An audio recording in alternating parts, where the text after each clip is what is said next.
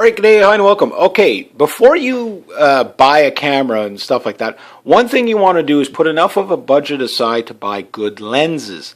A cheap camera with a really good lens on it is going to give you good pictures. A good camera with good lenses on it is going to give you fantastic pictures. But most people do it the other way around. They buy a really expensive camera, and yes, this is old or whatever, but then they turn around and they basically buy the cheapest lenses they could possibly get. And then they blame the camera for the shortcomings of the lenses. What I got here is a kind of like a medium grade lens and then a low grade lens. But for the telephoto stuff, I'm not too worried about it being top quality for the most part, because this lens will do the job for what I designed for. But it has drawbacks, and I know that, and I covered it in the other videos. But that said, if you want the best of lenses, they're usually going to be fixed focal lengths. For starters, usually people taking like photography courses, they'll say you're going to start with a 50 or a 35 mil. You have to have one of those two lenses or whatever. Those lenses, they're usually limited in a lot of ways. The best, I think, trade-off is probably the 35 because it gives you a wide enough angle that you can be across the table from your friends and take pictures and get everybody in the frame, and it's wide enough to get like a landscape, but it's close. If you can move close enough, you can get an almost portrait like photo. If you're going to be doing mostly just portraits, then your 50 mil is probably going to be your better standard lens to go with. And they'll do better in low light because they're just a fixed focal length and they're usually not that thick. That's where you start getting a lot of darkness, is in the length of it, right? So that said, if you can only afford one lens, then maybe you're talking about a zoom lens, and that's what I got here. And these are the only two lenses I got left. They cover so much, and I'm willing to live with the trade-offs. And this lens does pretty good for the close-up stuff anyway, so the details are fairly sharp. That type of thing. I got 18 to 70 millimeter covered with that one, so that one's pretty good.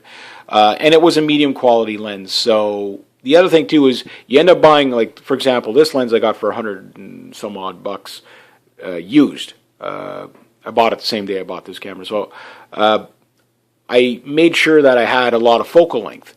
But I had on my shorter lenses, I think I had, I can't remember if it was a 24 to 35 mil, like I said before, or 35 to 50. I know I've had both of those lenses, and then either I had a fixed 35 or a fixed 50.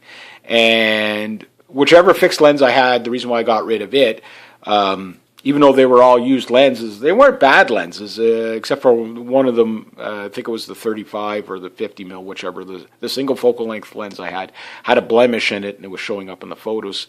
So when I traded those in, I got about half of what I paid for them, and I put the money towards this. And this was better than those three lenses combined in a lot of ways, because it was so useful. But it wasn't quite as good in low light as some of the other shorter focal length lenses. But that said, one thing I did notice was the fixed focal length lenses were the sharpest.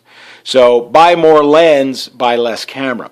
Especially if you're thinking SLRs, if you can only buy one lens, probably go with a zoom. You're going to lose out on a bit of resolution. But again, most people, like, the worst, this lens, as bad as it is, if you do everything right, it'll still take a very fantastic photo. It's just when you get really, really technical, that's when you say, okay, well, that photo, there's a bit of softness here. It could have been a bit better, or whatever. That's when you want to upgrade. But if you could start off with good lenses, it will make your camera shine a lot more. So a lot of people get the camera with all the bells and whistles, and then they buy really, really cheap lens, and then expect, it's kind of like having a sports car, expecting to get the best performance and putting in the worst gas, that type of thing. So it's the same concept as that. So you don't want to do that. So instead, what you want to do is maybe even buy less lenses and buy a better lens. That will do you until you can afford better lenses. Because a lot of times what happens is people buy the camera, they buy like 3 or 4 cheap lenses. It's different if you don't know what you want, but understand that, if you can start somewhere where you can have something that will hold you over until you can figure out what you want, then you're better off to buy a little more of a lens. This lens was like about $450 back in the day, about 10 years ago.